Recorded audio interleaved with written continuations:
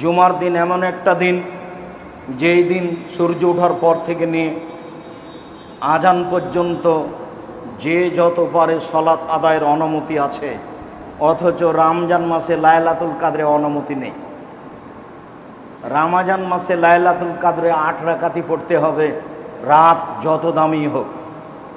রমজান মাস যত দামি হোক না কেন, লাইলাতুল কাদর যত দামি হোক না কেন, ধরে নিলাম পৃথিবীতে যত দিন আছে, যত রাত আছে, তার সবচেয়ে দামি রাত, সবচেয়ে দামি মাস, এ কথাই ঠিক। এরপরেও 8 রাকাতের বেশি সালাত আদায় করবেন, এ অনুমতি নেই। এই অনুমতি শুধু কাবা ঘরে আছে, পৃথিবীর আর কোথাও নেই। পৃথিবীর যে কোনো মসজিদে 2 রাকাত সালাত আদায় করলে যত নেকি হবে, মসজিদে নববীতে 2 রাকাত সালাত আদায় করলে তার চেয়ে 1000 গুণ বেশি নেকি হবে। পৃথিবীর যে কোনো মসজিদে 2 রাকাত সালাত আদায় করলে যত নেকি হবে, বাইতুল মুকাদ্দাস জেরুজালেমে অবস্থিত সেই মসজিদে আকসাতে 2 রাকাত সালাত আদায় করলে তার চেয়ে 1000 গুণ বেশি নেকি হবে। তবে ওই মসজিদে নববীতে রাতে সালাত আদায় করলে 8 রাকাতের বেশি অনুমতি নেই। শুধুমাত্র দিন রাত সালাত আদায় করা যাবে কাবা ঘরে। রাত নেই, দিন নেই, দুপুর নেই, সন্ধে নেই, সূর্য ডুবা নেই, উঠা নেই, মাথার উপরে নেই, কাবা ঘরে কোনো নিষিদ্ধ সময় নেই। এরপরে পৃথিবীতে দ্বিতীয় যেটা সালাত আদায়ের জন্য দামি সময়, সেটা হলো জুমার দিন সূর্য ওঠার পর থেকে নিয়ে আজান পর্যন্ত। এখানে কোনো রাকাতের হিসাব নেই, যে যা পারে। আজান হয়ে গেলে কেউ কারোর সাথে কথা বলতে পাবে না, কাঁধ ডিঙিয়ে কেউ সামনে আসতে পাবে না। মুহাম্মদ সাল্লাল্লাহু আলাইহি সাল্লাম বলেন, জুমার দিন সকালে সকালে নিজে গোসল করলো, পরিবারকে করালো, পায়ে হেঁটে মসজিদে আসলো, কাঁধ ডিঙিয়ে সামনে আসলো না, যতদূর সম্ভব, যত রাকাত সম্ভব সালাত আদায় করলো, ইমামের খুতবা শুনলো, তারপরে সালাত আদায় করে বাড়ি চলে গেল, তাহলে তার প্রত্যেক পদক্ষেপ সমান। 1 বছর তাহাজ্জুদ পড়লে জানে কি হয় তাই হবে, 1 বছর নফল সিয়াম পালন করলে জানে কি হয় তাই হবে। বুঝাতে পারিনি এখনো। প্রত্যেক পদক্ষেপ সমান। 1 বছর তাহাজ্জুদ, 1 বছর নফল রোজা। 1 বছর নফল রোজা রাখলে যত নেকি হবে, 1 বছর তাহাজ্জুদ পড়লে যত নেকি হবে, প্রত্যেক পদক্ষেপ সমান তত নেকি হবে। তার নাম জুমার দিন। যদি বুঝাতে না পারি তাহলে আমি অক্ষম, যার কারণে মাঝে মধ্যে বলি যে আমাদের দিয়ে যদি হয় তাহলে তুমি জাতির সামনে আমাদেরকে গ্রহণীয় করো। তার মানে এত দামি কথা জাতির তো জানা দরকার। মুহাম্মদ সাল্লাল্লাহু আলাইহি সাল্লাম 1450 বছর পূর্বে চলে গেছেন, কথা এইভাবে রেখে দিয়েছেন, হাদিসে আছে। আর বাংলাদেশের শতকরা 98টা মসজিদে কেসা কাহিনী দিয়ে জুমার খুতবা হলো, কেসা কাহিনী দিয়ে, আরও কত কি দিয়ে, রূপক কথা দিয়ে, আর কোন কোন মানুষের প্রশংসা দিয়ে জুমার খুতবা হলো। অথচ সেখানে হাদিসও থেকে গেল, কোরআনও থেকে গেল। আমি যে কথা বলছি, এই কথা মুহাম্মদ সাল্লাল্লাহু আলাইহি সাল্লাম আজ থেকে নিয়ে 1450 বছর পূর্বে বলেছেন। এই কথার ভিতরে সরিষা ঢোকার মতো অন্তত মানুষের ক্ষমতা নেই। কিয়ামত পর্যন্ত যা বলছি এভাবেই থেকে যাবে। 1 বছর নফল সালাত আদায় করলে জানে কি হবে, তাহাজ্জুদ পড়লে 1 বছর নফল রোজা আদায় করলে জানে কি হবে, প্রত্যেক পদক্ষেপ সমান তাই নাকি হবে। এই কথা মুহাম্মদ সাল্লাল্লাহু আলাইহি সাল্লাম বলেন, আমি বলিনি। এ কথা পৃথিবীর কোনো পীর বলেননি, এ কথা পৃথিবীর কোনো ইমাম বলেননি, এই কথা পৃথিবীর কোনো সাহাবী বলেননি, এ কথা উমরের নয়, এই কথা আবু বকর সিদ্দিক রাদিয়াল্লাহু তাআলা আনহুর নয়, এই কথা স্বয়ং মুহাম্মদ সাল্লাল্লাহু আলাইহি সাল্লামের। তার নাম জুমার দিন। এই কথা বলে আপনাকে বলতে চেয়েছি, জুমার দিনের দাম দিতে শিখতে হবে। আগে সামনে আসলে আগে আসতে হবে, পরে এসে সামনে আসার চেষ্টা করবেন না ভুল হিসাব। আর একজনকে কষ্ট দেওয়ার চেষ্টা করবেন না। যে যেখানে আছেন ভদ্রতা বজায় রেখে আমাকে দেখতে পান আর না পান, কান লাগিয়ে কথা শুনবেন। প্রত্যেকটা কথার কোটি টাকা মূল্য, এমন হিসাব করে আপনাকে দাঁড়িয়ে থাকতে হবে। আমি আপনার দিনী ভাই, শতদিন বলেছি বাংলাদেশের মাটিতে, বিভিন্ন দেশের মাটিতে 90 সাল থেকে এখন পর্যন্ত আমি কোনো অপ্রয়োজনীয় বাক্য বলিনি। 90 সাল থেকে এখন পর্যন্ত আমি কোনোদিন কোনো দল মাঝহাবকে লক্ষ্য করে কথা বলিনি। 90 সাল থেকে নিয়ে এখন পর্যন্ত আমি কোনোদিন ব্যক্তিকে সামনে রেখে কথা বলিনি। 90 সাল থেকে নিয়ে এখন পর্যন্ত আমি কোনো মাঝহাবকে নিন্দা করে কথা বলিনি। সারা জীবন আপনার সাথে চ্যালেঞ্জ থাকলো, আমার বক্তব্য তদন্ত চালিয়ে দেখেন। আমি কোনোদিন কোনো মাঝহাব নিয়ে কথা বলিনি। আমি যখন যে এলাকাতে গেছি তখন কিছু লোক মনে করেছে আজ না জানি কি হয়, তাই নানানভাবে প্রোগ্রাম বন্ধ করার, কষ্ট দেওয়ার চেষ্টা করেছে। আমি চলে গেল, আমার বক্তব্য আছে জাতির সামনে, বিবেচনা করার জন্য আজীবন মানুষের সময় থাকলো। ফাঁকি দিনে বলে আমার দাবি, আমার জীবনে আমি কোনোদিন কোনো মানুষকে ফাঁকি দিয়ে নিজের সুবিধার জন্য একটা বাক্য বলেছি তা আমার মনে বলে না। কোনোদিন মানুষের কাছে আমি পথ খরচ পাথেও চাইনি। কোনোদিন আমি কোনো মানুষকে হিসাব করে বক্তব্য শক্ত হলে কি যে বলবে এরকম হিসাব করে কোনোদিন কোনো বাক্য বলিনি। সম্মানিত দিনী ভাই বোন, মানুষের জীবনে হালাল রুজির অতীব প্রয়োজন। আল্লাহ তাআলা পৃথিবীর সব মানুষকে বলেন হালাল রুজির কথা। আল্লাহ তাআলা পৃথিবীর সব মুমিন পুরুষ নারীকে বলেন হালাল রুজির কথা। এবার আল্লাহ তাআলা নবী রাসূলকে বলছেন হালাল রুজির কথা। ইয়া আইয়ুহার রাসূল কুলু মিনাত তাইয়্যিবাত আমালু সালেহা, হে নবী রাসূলগণ আপনারা হালাল রুজি খান আর সৎ আমল করেন। এটা নবী রাসূলকে আদেশ করেন আল্লাহ যে আপনারা হালাল রুজি খান আর সৎ আমল করুন। নবী রাসূলকে আদেশ করছে, তার মানে নবী রাসূলকে হালাল রুজি খেতে হবে, নইলে সব হারাবে, নবীরও হারাবে। নবীও মানুষ, তিনি অন্য কিছু না। আর বলেন সৎ আমল করেন, সব আমল সৎ নয়। মাগরিবের পরে 2 রাকাত সুন্নাত পড়তে হবে, এটা সৎ আমল। কিন্তু মাগরিবের পরে 6 রাকাত সুন্নাত পড়লে 12 বছরের পাপ ক্ষমা হয়ে যাবে, 12 বছরের নেকি হবে, নগদ জান্নাত, এটা সৎ আমল নয়। আপনি কষ্ট করে, আপনাকে আমি দেখেছি কতদিন, আরও 5 জন দেখেছে, আপনি কষ্ট করে মাগরিব পড়বে 6 রাকাত সুন্নাত পড়ছেন, তাড়াহুড়া করে করছেন। আরও নামাজ আপনার আছে রাইফেলের গুলির মতো। ধর্ম পাগল নয়। নিজের বিবেচনার অনেক দাম আছে। নিজের বিবেচনা দিয়ে জমি জায়গা চাষ করেন, নিজের বিবেচনা দিয়ে ব্যবসা বাণিজ্য করেন, নিজের বিবেচনা দিয়েই ধর্মকে ভাবতে হবে। মৌলানা সাহেবকে বললেন, আব্দুর রাজ্জাক সাহেব আমার একটা মেয়ে জন্ম নিয়েছে, আকিকা করব কবে? আরে যেদিন করেন করলেই হবে। আব্দুর রাজ্জাক সাহেব কবে? 7 দিনের আগেও হবে না, পরেও হবে না। তাহলে দুইটা দুরকম হয়ে গেল। বিবেচনার দাম আছে, বিবেচনার দাম আছে। মাগরিবের পরে 2 রাকাত সুন্নাত এটাই চূড়ান্ত। মাগরিবের পরে 6 রাকাত সুন্নাত এটা চূড়ান্ত নয়, কিয়ামত পর্যন্ত হবে না চূড়ান্ত। রাসূলকে দাম দেওয়ার চেষ্টা করতে হবে, মানুষকে নয়।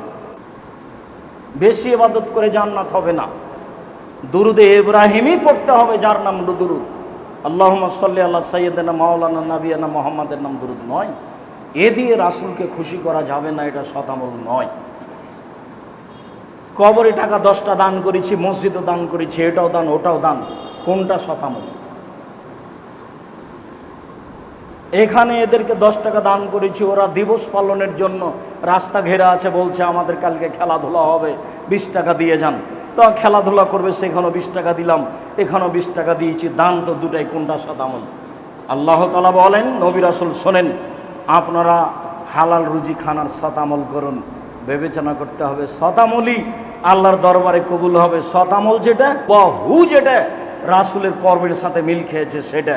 আবার জাল হাদিস আছে প্রায় 3 লক্ষ, আমাদের বাড়িতে আছে প্রায় 10,000। টাকার গায়ে লেখা আছে চাহিবে মাত্র ইহার বাহককে দিতে বাধ্য থাকিবে। আমি আব্দুর রাজ্জাক বিন ইউসুফ 10,000 জাল হাদিস যে কোনো সময়ে দেখানোর জন্য প্রস্তুত রয়েছে। তার মানে বলেছেন রাসূল সাল্লাল্লাহু আলাইহি ওয়াসাল্লাম বলেন, তাহলে সেটা হাদিসে কথা ঠিক নয়। খালি বললেই তো হবে না। ফাজাইল আমল বইয়ে লেখা আছে যে 1 ওয়াক্ত নামাজ কাজা করলে 80 হোক বা জাহান্নামে থাকতে হবে। নিচে বলা আছে হাদিসে আছে। তো কোথায় আছে? না হাদিসে আছে। তো খুঁজেন, তাহলে মরা পর্যন্ত খুঁজেন, কোথায় পাওয়া যায়? মুহাম্মদ সাল্লাল্লাহু আলাইহি ওয়াসাল্লাম যেখানে শুয়ে আছেন সেই জায়গাটা আরশের চেয়ে উত্তম, কোথায় আছে? বলে হাদিসে আছে। কিভাবে হয় এটা? আদম আলাইহিস সালাম ভারত থেকে হজ করতে গেলেন 60,000 বার। 60,000 বার যদি হজ করেন তাহলে 60,000 বছর বয়স হতে হবে, না হলে তো বছরে একবার হজ।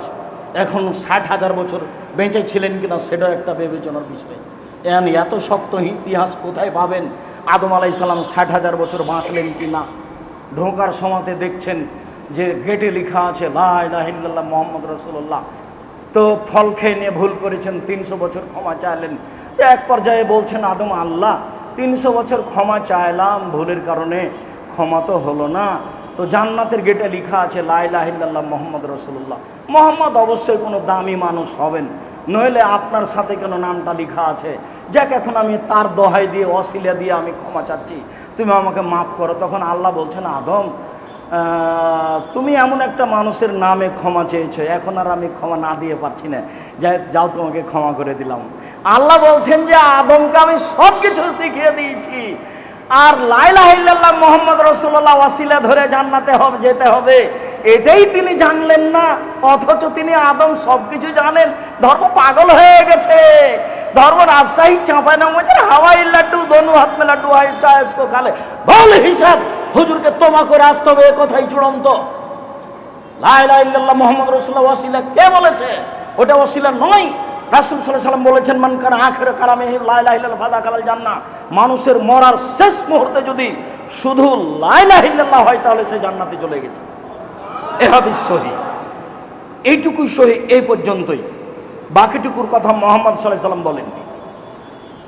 তিনি বলেছেন লাক্কানু মাউতাকুম লা ইলাহা ইল্লাল্লাহ, মরে মরে মরে মরে যান যায় যায় তাকে তোমরা স্মরণ করাও লা ইলাহা ইল্লাল্লাহ। লা ইলাহা ইল্লাল্লাহ বললে সে জান্নাতে চলে যাবে, এই কথা মুহাম্মদ সাল্লাল্লাহু আলাইহি ওয়াসাল্লাম বলেন। বাকিটুকুর কথা মুহাম্মদ সাল্লাল্লাহু আলাইহি ওয়াসাল্লাম বলেননি। রাসূল সাল্লাল্লাহু আলাইহি ওয়াসাল্লাম বলেন আফদালু যিকরি লা ইলাহা ইল্লাল্লাহ, সবচেয়ে উত্তম জিকির হলো লা ইলাহা ইল্লাল্লাহ। তিনি এটুকুই বলেছেন, শুধু লা ইলাহা ইল্লাল্লাহ। পৃথিবীতে সবচেয়ে দামি জিকির সুবহানাল্লাহ জিকির, আলহামদুলিল্লাহ জিকির, আল্লাহু আকবার জিকির, লা ইলাহা ইল্লাল্লাহ জিকির, আরও দুয়া সব জিকির, কিন্তু সবচেয়ে দামি জিকির হলো লা ইলাহা ইল্লাল্লাহ। তখন তিনি লা ইলাহা ইল্লাল্লাহ, লা ইলাহা এ পর্যন্ত বলে থামেননি। তখন তিনি ইল্লাল্লাহ এ পর্যন্ত বলে থামেননি। তখন তিনি আল্লাহ আল্লাহ এই পর্যন্ত বলে থামেননি। তখন তিনি হু হু এ পর্যন্ত বলে থাকেননি। তার মানে লা ইলাহা ইল্লাল্লাহ শুধু শতামল, বাকিগুলি সব অশতামল, কুঁড়া দিয়ে টিকা যাবে না। তাই আদম আলাইহিস সালাম বলবেন, মুফাসসির সাহেব বলছেন যে আমার চাচাতো ভাই বলছেন ইনি সবচেয়ে দামি মুফাসসির, তোরা অত তাফসির জানিস না। আরে কি তাফসির করলো? আরে তোরা ওইসব তাফসির জানিস না, একটু বলেন না কি করলো। তো উনি বলছেন যে আদম আলাইহিস সালাম ঘুম থেকে উঠে দেখছেন খুব সুন্দরী মহিলা পাশে, তো উনি হাত বাড়াচ্ছেন। যেহেতু তিনি মানুষ, তখন ফেরেশতা বলছেন থামেন। কেন? মোহর দিতে হবে। মোহর আবার কি? বলে মুহাম্মদ সাল্লাল্লাহু আলাইহি ওয়াসাল্লামের দুরূদ পড়তে হবে। আরে আল্লাহ বলছেন আমি আদমকে সব শিখিয়ে দিয়েছি, আর বউকে কিভাবে হালাল করতে হবে এটাই আদম জানেন না। তো আদম আলাইহিস সালামকে আল্লাহ শিখালেন কি? তার মানে ওই তাফসীর মিথ্যে, ওটা তাফসীর নয়। বউ হালাল, আদমকে বউ হালাল করার জন্য দুরূদ পড়তে হবে, এই জিম্মেদারি আল্লাহ তার উপর দেননি। কিভাবে তাকে বউ হালাল, তার জন্য বউ হালাল করা হয়েছে সেটা আল্লাহ ভালো জানেন, কোনো হাদিসে নেই। অতএব সৎ আমল করতে হবে, অসৎ আমল ধর্মের নামে করলে বিচারের মাঠে টিকা যাবে না, এই কথাই ঠিক। আবু হুরায়রা রাদিয়াল্লাহু তাআলা আনহু বলেন, রাসূল সাল্লাল্লাহু আলাইহি সাল্লাম বলেছেন ইন্নাল্লাহ তাইয়্যিব লা ইয়াকবালু ইল্লা তাইয়্যিবা, নিশ্চয় আল্লাহ তাআলা পবিত্র, পবিত্র ছাড়া কবুল করেন না, হালাল ছাড়া আল্লাহ বিচারের মাঠে কোনো ইবাদত কবুল করবেন না। সুম্মা যাকারা রাজুলা,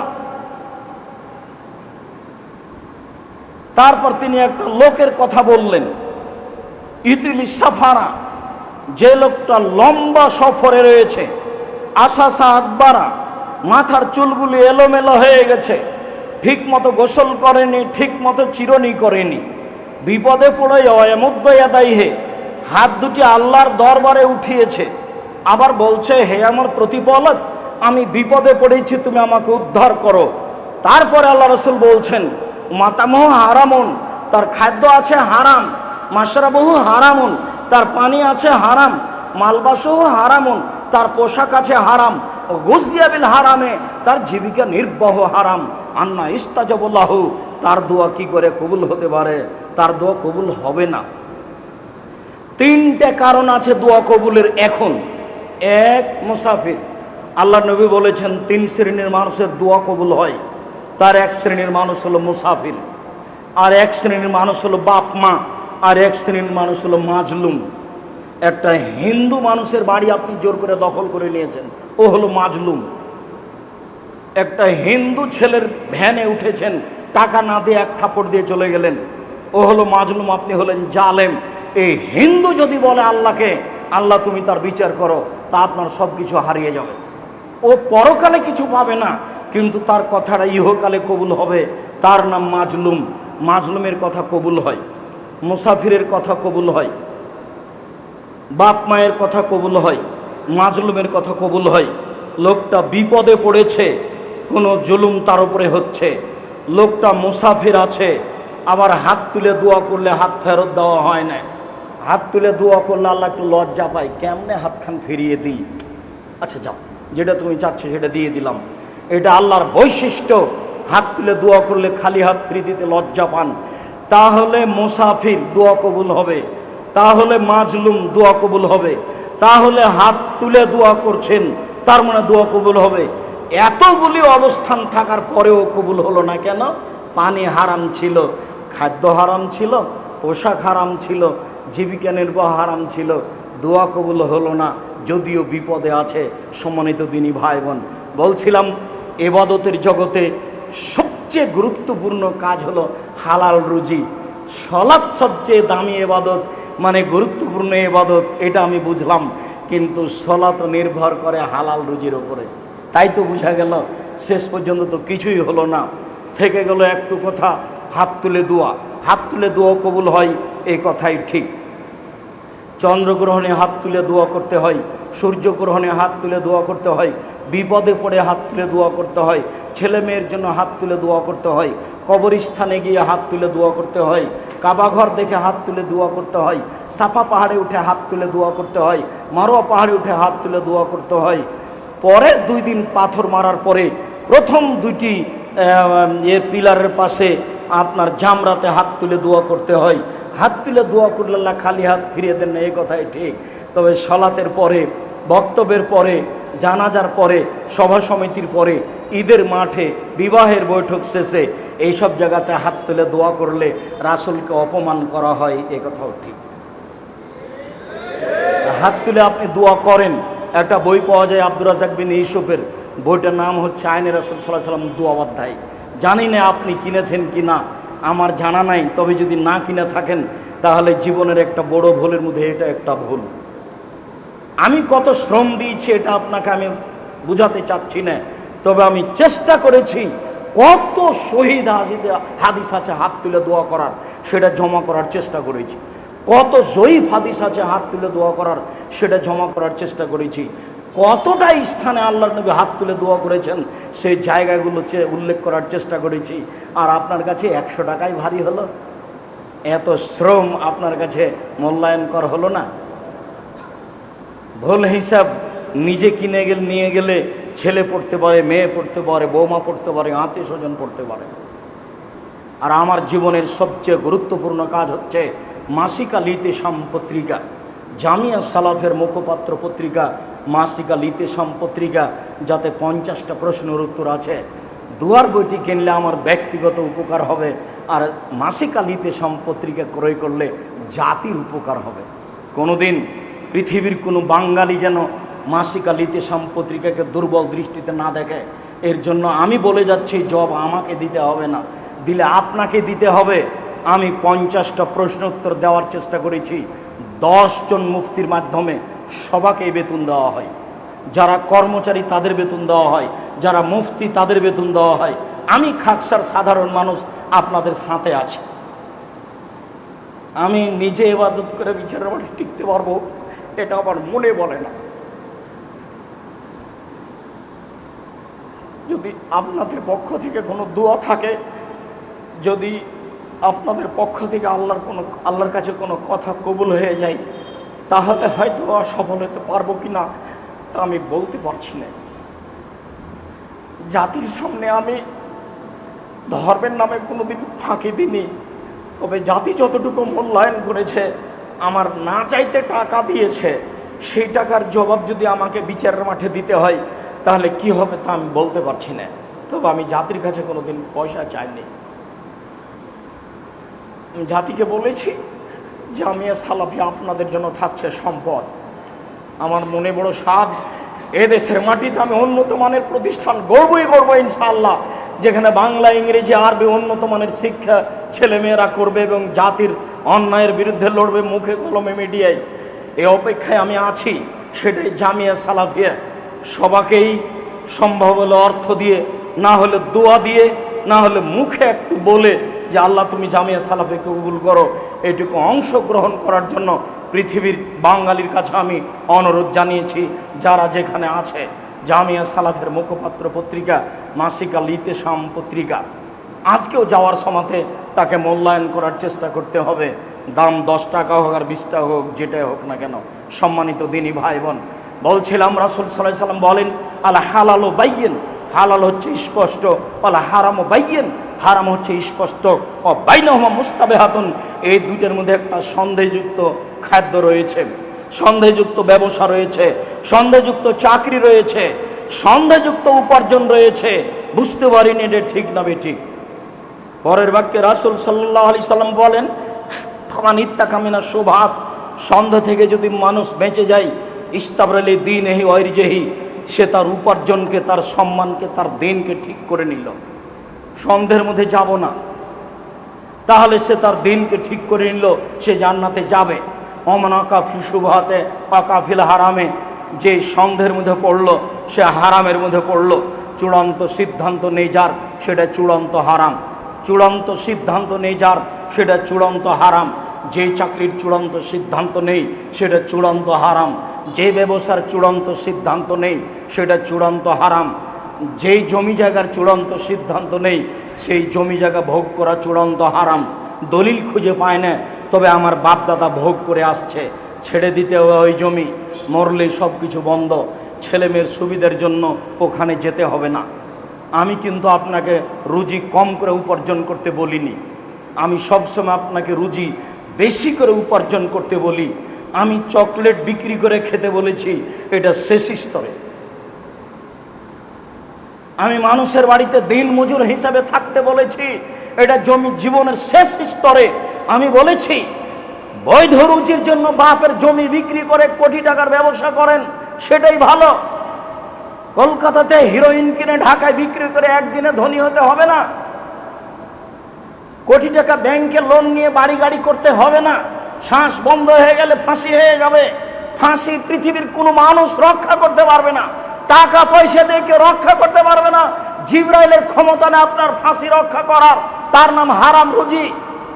পৃথিবীর কোনো মানুষ, কোনো ফেরেশতা, কবি, নবী, রাসূল, পৃথিবীর কোনো মানুষ, কোনো নবী, কোনো ফেরেশতা বিচারের মাঠে আপনার ফাঁসি রক্ষা করতে পারবে না। তার নাম হচ্ছে কর্জ, তার নাম ঋণ। সব পাপ ক্ষমা হয়ে যাবে, ঋণ ক্ষমা হবে না। আল্লাহ নবী বললেন লোকটার ঋণ আছে? জি আছে। কেউ পরিশোধ করবে? জি আছে আমি। আচ্ছা ঠিক আছে, জানাজা পড়ালাম। আর একটা লোকটার ঋণ আছে? জি। কেউ পরিশোধ করবে? কেউ দাঁড়ায় না। তখন তিনি বললেন ঠিক আছে জানাজা করো, আমি গেলাম। তার মানে আপনার জানাজা হবে না। ঋণ আছে, ব্যাংকে টাকা নিয়ে অনেক কিছু করলেন, বাড়ি গাড়ি করলেন, আপনি বুঝতে পারেননি। শ্বাস বন্ধ হওয়ার সাথে সাথে ফাঁসি হয়ে যাবে। কেউ রক্ষা করতে পারবে না, পৃথিবীর কোনো কিছু রক্ষা করতে পারবে না। আল ইয়াউমা লা তামলিকু নাফসুন লিনাফসিন শাইআ, আল ইয়াউমা আল আমরু লিল্লাহ। আজ কোনো মানুষ কোনো মানুষের কোনো উপকার করতে পারবে না। একাচ্ছত্র মালিকানা আমার হাতে। আইনাল জাব্বার আইনাল মুতাকাব্বির, স্বৈরাচারী, স্বেচ্ছাচারী, অহংকারী, বদমেজাজিরা কোথায়? আনা মালিকুল আমলাক, আমি হচ্ছি রাজাধিরাজ। এই ঘোষণা দিয়ে বিচার শুরু হবে, তার নাম কাহার। খুব কঠোর কঠিন, কারো রক্ষা হবে না। সামান্য কাজে যায়েন না, পয়সা উপার্জন করেন বেশি করে। আমি এ কথাই বলছি, বলতে গিয়ে বলেছি 600 কিলোমিটার যেতে হবে, টাকা পয়সা নেই, খুব দুর্দিন, প্রচণ্ড রৌদ্র, বাইরে হাঁটা যায় না, যেতে হবেই। রাসূল আদেশ করেছে, খানা পানি নেই, কিছুই নেই, গাছে ফল পেকে এসেছে মাত্র, দুর্দিন আর দুর্দিন, প্রচণ্ড রৌদ্র, মাঠে না রাস্তায় নামা যায় না, যেতেই হবে, কালকে আদেশ। ওমর কি দিতে পারো? অর্থ সম্পদের অর্ধেক দিলাম। ভালো কথা, আজকে সবকে ঠগিয়ে দিব। ওমরের হিসাব। আবু বকর সিদ্দিক কি দিতে হবে? আবু বকর সিদ্দিক রাদিয়াল্লাহু তাআলা বলেন, আপনাকে আর আল্লাহকে বাড়িতে রেখে যা আছে সবই দিয়ে দিলাম। হতে পারে যে ভ্যান ভাড়া হবে না, তবে তিনি যা বলেছেন এই বাক্য ডিঙ্গিয়ে পৃথিবীর কোনো মানুষ আর আগে যেতে পারবে না। ও দিয়ে ভ্যান ভাড়া হবে না। উসমান কি করতে হবে? উসমান বলেন, আল্লাহর নবী, যত মানুষ তাবুকের যুদ্ধে যাবে সমস্ত মানুষের অর্ধেকের যাতায়াত খরচ, খাওয়া খরচ আমি দিব। তার মানে 30,000 মানুষ আছে, 3 মাস লাগবে যেতে আসতে। 15,000 মানুষকে 3 মাস খাওয়াবেন। 15,000 মানুষকে 15,000 উঁট দিবেন। একটা উঁটের দাম যদি 1 লক্ষ টাকা হয়, তাহলে 15,000 উঁটের দাম কত? তার নাম ধনী। কখনো আপনি ছেলে মেয়েকে নিঃস্ব করে ছেড়ে যাবেন না। আল্লাহ নবী বলছেন যে ছেলে মেয়েকে নিঃস্ব করে ছেড়ে যায় না, যে আর একজনের কাছে হাত পাতবে, সাবধান। হাদিস বুখারী মুসলিম। আল্লাহ নবী বলছেন, দেওয়া হাত খান গ্রহণ করো, নেওয়া হাত খান গ্রহণ করিও না। দেওয়া হাত খান ভালো, নেওয়া হাত খান খারাপ। দেওয়া হাত খান দানশীল, নেওয়া হাত খান ভিক্ষুক। কোনো সময় নেওয়া হাতটা গ্রহণ করবে না, দেওয়া হাতটা গ্রহণ করিও, জীবনে সফলতা অর্জন করতে পারবা। তাই তিনি বলছেন দিন মজুরকে দান করতে হবে, মানে দেওয়া শিখো। সে যা টাকা পয়সা দিচ্ছেন ছেলে মেয়ের হাত দিয়ে দেওয়াবেন, ছেলে মেয়ে দিতে শিখুক।